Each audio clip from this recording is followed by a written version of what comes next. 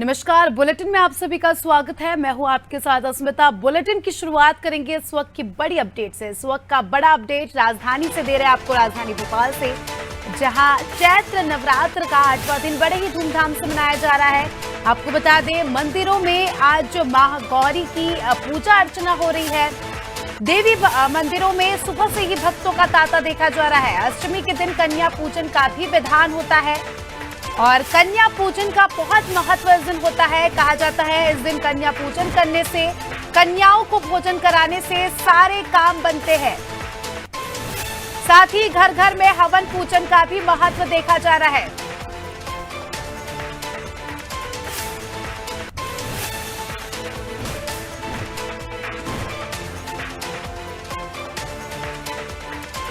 तो बड़ा अपडेट आपको दे रहे हैं।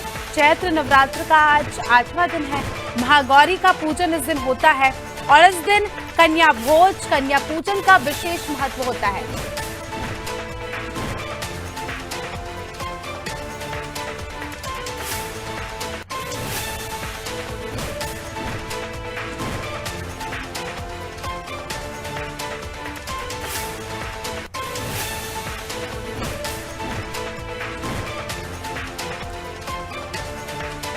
सुबह से ही मंदिरों में भक्तों का तांता देखा जा रहा है।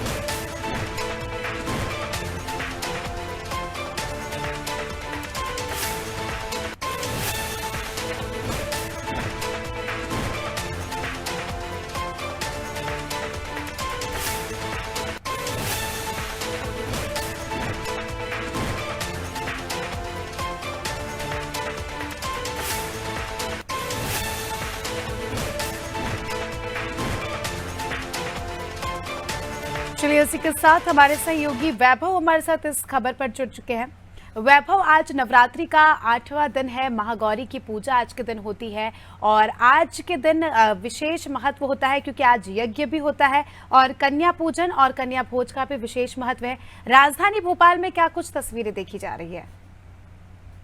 बिल्कुल अस्मिता, चैत्र नवरात्रि का आज अष्टमी है। अष्टमी का और नवमी का एक पूजन का एक विशेष विधान होता है और आज के दिन कन्या पूजन भी किए जाते हैं, घर घर में यज्ञ भी किए जाते हैं और माँ की आराधना की जाती है। तो सुबह से ही मैं कहूँ तो कल शाम से ही जो भंडारे होते हैं, क्योंकि बड़े स्तर पर भंडारों का आयोजन किया जाता है मंदिरों में, उसकी तैयारियां शुरू कर दी गई थी।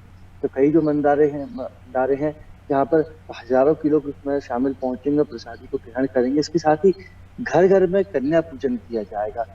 चैत्र नवरात्र की अष्टमी के दिन कन्या पूजन का अपने आप में एक विशेष महत्व होता है। इस दिन कन्या पूजन कराने से अस्मिता ऐसा माना जाता है कि माँ कन्या के रूप में आपके घर आती हैं और आपको अपना आशीर्वाद देकर जाती हैं। इसलिए हम देखते हैं कि सुबह से ही घरों में तैयारी शुरू कर दी जाती है। कन्याओं के लिए कहें कि माता का भोग लगाने के लिए खीर पूड़ी हलवा बनाया जाता है और फिर कन्याओं को बाकायदा उनके पैर धोए जाते हैं और उनका श्रृंगार किया जाता है और उनको भेंट दी जाती है, क्योंकि भक्त भी ऐसा मानते हैं कि 9 कन्याएं हमारे घर आई हैं, जो 9 रूप होते हैं, जो 9 स्वरूप होते हैं, जिनको हम नवरात्रि के दौरान का पूजन करते हैं, वो सभी 9 स्वरूप कन्याओं के रूप में हमारे घर आए हैं और अगर हमें उनका आशीर्वाद लेना है तो हमें उनका बेहतर रूप से पूजन करना चाहिए, विधि विधान से उनकी पूजा अर्चना करनी चाहिए। क्योंकि इसमें माँ कभी अपने बच्चों से दुखी नहीं होती है। माँ तो हमेशा चाहती है कि अपने बच्चों को आशीर्वाद तो उनकी मनोकामना पूरी करे। इसलिए अष्टमी का विशेष विधान है कन्या पूजन, भंडारे और यज्ञ की शुरुआत अब से कुछ देर बाद हो जाएगी। जी चलिए वैभव, बहुत बहुत शुक्रिया आपका हमारे साथ जुड़ने के लिए और आपका अगली खबर पे हम रुक करेंगे। तब तक के लिए आप बने रहिए। तो बड़ा अपडेट आपको भोपाल से दिया। भोपाल में जो है नवरात्रि का 8वां दिन बड़े ही धूमधाम से मनाया जा रहा है। माँ की पूजा जो है अलग अलग मंदिरों में देखी जा रही है और भक्त भी माँ की भक्ति में सराबोर नजर आ रहे हैं।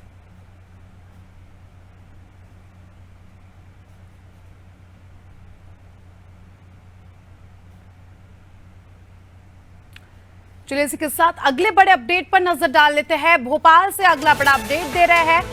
भोपाल से अपडेट अगला, जहां सीएम शिवराज नव उद्यमियों को सौगात देंगे। एमएसएमई नव उद्यमियों को अनुदान सहायता राशि मिलेगी। एक क्लिक के जरिए जो है खाते में 400 करोड़ की राशि मुख्यमंत्री द्वारा दी जाएगी। बड़ी सौगात जो है नव उद्यमियों को मुख्यमंत्री देंगे।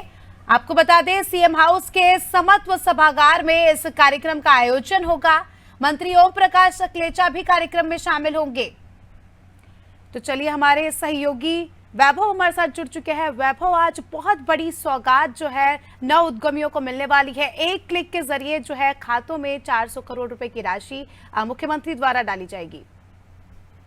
अस्मिता, सरकार को पता है कि मध्य प्रदेश के युवाओं को, हर प्रत्येक युवा को सरकारी नौकरी देना संभव नहीं है। ऐसे में सरकार भी यही चाहती है कि मध्य प्रदेश के जो युवा हैं वो नौकरियों के अपेक्षा जो उद्योग होते हैं उसमें आगे बढ़े, और उद्योगों को प्रोत्साहन देने के लिए सरकार ने जो नीति बना रखी है उसी नीति के अनुरूप जो स्टार्टअप होते हैं उनको करीब 400 करोड़ रुपए की जो राशि है एमएसएमई के माध्यम से हस्तांतरित की जाएगी। सिंगल क्लिक के माध्यम से ये पूरा प्रोसेस होगा।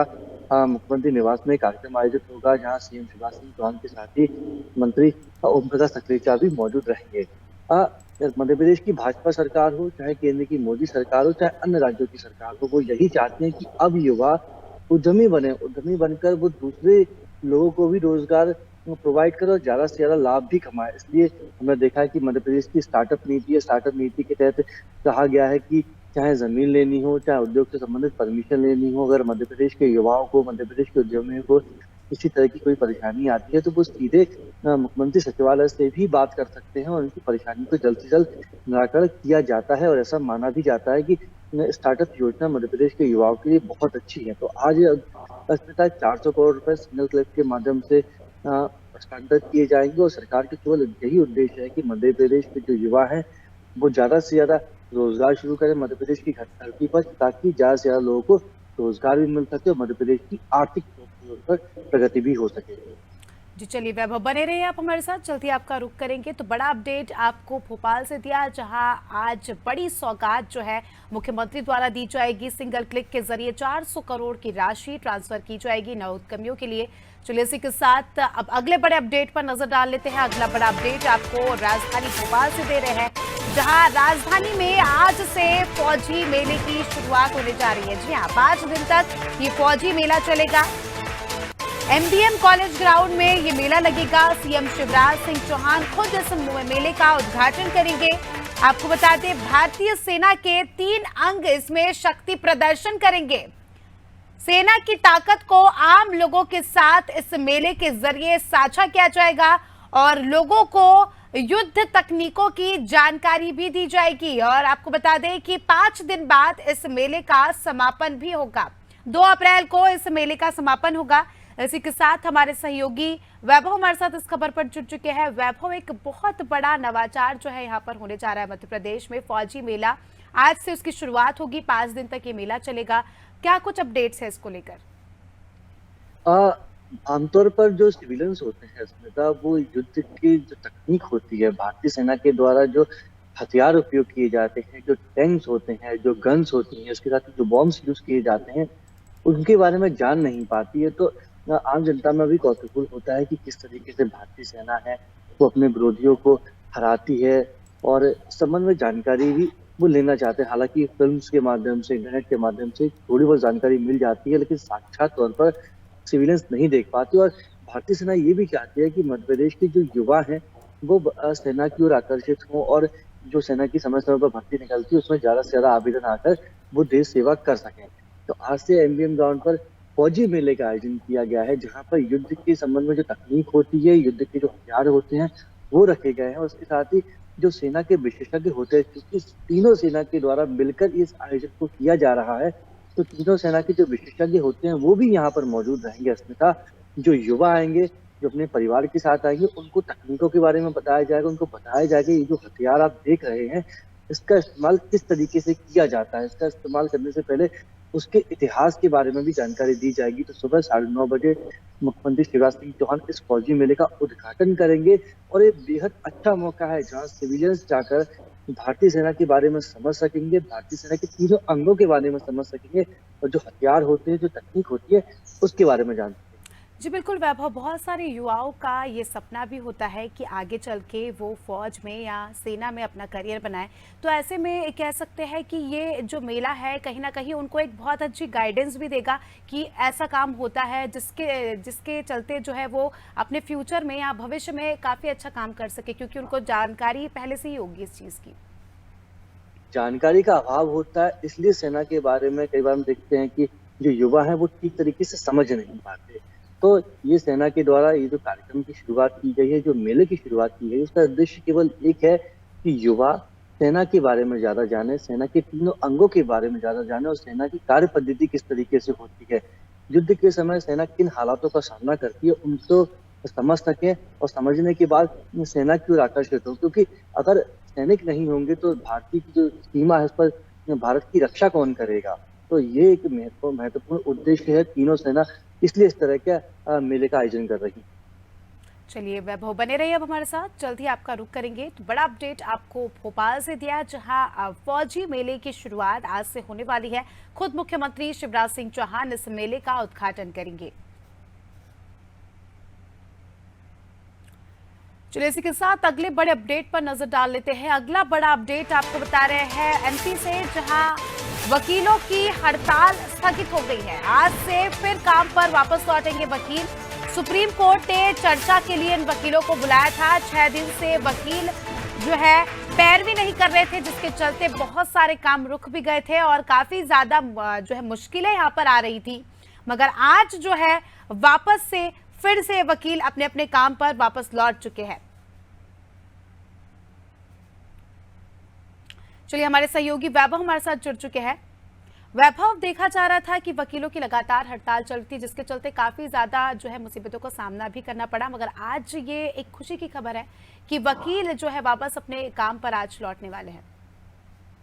ये बेहद अच्छी खबर है। जो लोग कोर्ट पहुंच रहे थे, सेशन कोर्ट पहुंच रहे थे और जिनकी कई मामलों में पैरवी होनी है, कई मामलों में सुनवाई होनी है, क्योंकि वकील हड़ताल पर चल रहा था, इसलिए सुनवाई कहीं ना कहीं नहीं हो पा रही थी और लोग हैं उनको परेशानी का सामना करना पड़ रहा था।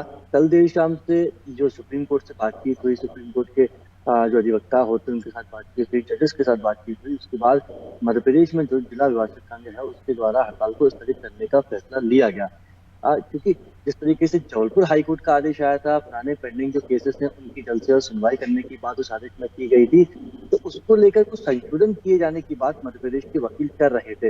हालांकि इस बीच में कई दौर की बातचीत भी हुई, लेकिन वो बातचीत बेनतीजा निकली और बेनतीजा बातचीत जब होती है तो किसी तरह का सार्थक हल नहीं निकलता है। लेकिन कल जो बातचीत हुई उसका नतीजा मिला, उनको आश्वासन दिया गया, क्योंकि आश्वासन जिस ओर से मिला था वो इस बात की क्षमता रखता है कि आदेश में वो संशोधन किया जा सकता है। तो इसलिए मध्य प्रदेश के जो वकील हैं आज से नियमित रूप से सामान्य रूप से पैरवी करेंगे और लोगों को जो परेशानी हो रही थी कहीं ना कहीं उनकी परेशानी भी खत्म हो गई है। जी चलिए वैभव, बने रहिए आप हमारे साथ, जल्द ही आपका रुख करेंगे। तो बड़ा अपडेट आपको भोपाल से दिया, जहां वकीलों की हड़ताल जो है स्थगित हो गई है और आज से फिर जो है अपने अपने काम पर वकील लौटेंगे। और जाहिर सी बात है काफी खुशी की खबर है, क्योंकि फिर से सुचारू रूप से अब काम किया जाएगा। तो चलिए इसी के साथ अब अगले अपडेट पर नजर डाल लेते हैं। अगला अपडेट आपको बता रहे हैं एमपी से, जहाँ 10 साल में मार्च में सबसे कम गर्मी पड़ी है। मध्य प्रदेश में तापमान 34 डिग्री पर ठहरा। भोपाल में दिन का तापमान 32 डिग्री से ज्यादा। अगले 2 दिन तक एमपी में बारिश के आसार है। बड़ा अपडेट आपको दे रहे हैं भोपाल से, जहां 10 सालों में मार्च में सबसे कम गर्मी का रिकॉर्ड जो है दर्ज हुआ है और तापमान जो है 34 डिग्री पर ही ठहरा है। भोपाल में दिन का तापमान, अगर दिन के तापमान की बात करें तो 32 डिग्री से ज्यादा यहां पर तापमान नापा गया और अगले 2 दिन में बारिश की संभावनाएं जताई जा रही है। चलिए हमारे सहयोगी वैभव हमारे साथ जुड़ चुके हैं। वैभव, लगातार देखा जा रहा है मध्य प्रदेश में मौसम का मिजाज जो है कुछ अलग ही इस साल नजर आ रहा है। कभी गर्मी होती है तो कभी बारिश। अभी फिलहाल ये अच्छी खबर ये है, राहत की खबर ये है कि 10 सालों में अभी तक मार्च में सबसे कम गर्मी जो है देखी गई है और अब बताया जा रहा है कि 2 दिनों में बारिश के भी आसार है। मार्च महीने में जो मौसम देखने को मिला है, देश भर की हम बात कर रहे हैं, मध्य प्रदेश की बात कर रहे हैं, तो उसका अनुमान ठीक तरीके से मौसम विभाग भी नहीं लगा पाया। जहां पहले खबरें आई थी, अस्मिता, मौसम विभाग ने ही जानकारी दी थी कि इस साल बहुत तेज गर्मी पड़ने की संभावना जताई गई थी। और उसके बाद हमने मार्च महीने में देखा कि 3 से 4 बार मौसम में जिस तरीके से नए-नए सिस्टम बने, उसके चलते ओलावृष्टि भी हुई, तेज़ बारिश भी हुई। तो जो गर्मी पड़ती है मार्च में, क्योंकि होली के बाद से गर्मी पड़ने की शुरुआत हो जाती है, पारा ऊपर जाने लगता है और लोग लू के साथ ही जो तेज़ गर्मी होती है, उससे परेशान होने लगते हैं। लेकिन मार्च के महीने में 1-2 दिन ज़रूर तेज़ गर्मी पड़ी है, लेकिन बाकी के दिनों को देखा जाए तो कहीं न कहीं गर्मी से लोगों को राहत ही मिली है।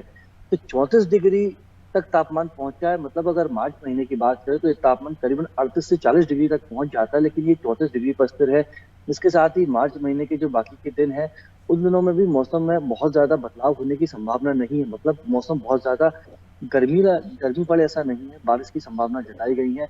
इसके साथ ही कई स्थानों पर हल्की बूंदाबांदी के भी आसार हैं, तो अप्रैल महीने में ज़रूर अस्मिता माना जा सकता है कि पारा एक बार फिर से रफ्तार पकड़ेगा और लोगों को तेज़ गर्मी, लू का सामना करना। जी चलिए वैभव, बहुत बहुत शुक्रिया आपका हमारे साथ बने रहने के लिए और तमाम अपडेट्स जो है हमारे दर्शकों तक साझा करने के लिए। तो सारे अपडेट्स हमने आपको बताए मध्य प्रदेश के, जो भी आप तक पहुंचने जरूरी थे, और साथ ही मौसम की खबर आपको बताई, जहां आप मौसम का मिजाज फिर से राजधानी में बदलने वाला है। मौसम विभाग ने यह अनुमान लगाया है कि अगले 2 दिन में बारिश के आसार है। हालांकि राहत की खबर यह है कि अब तक पारा इतना हाई नहीं चढ़ा है जितना पिछले 10 सालों में रिकॉर्ड किया गया है।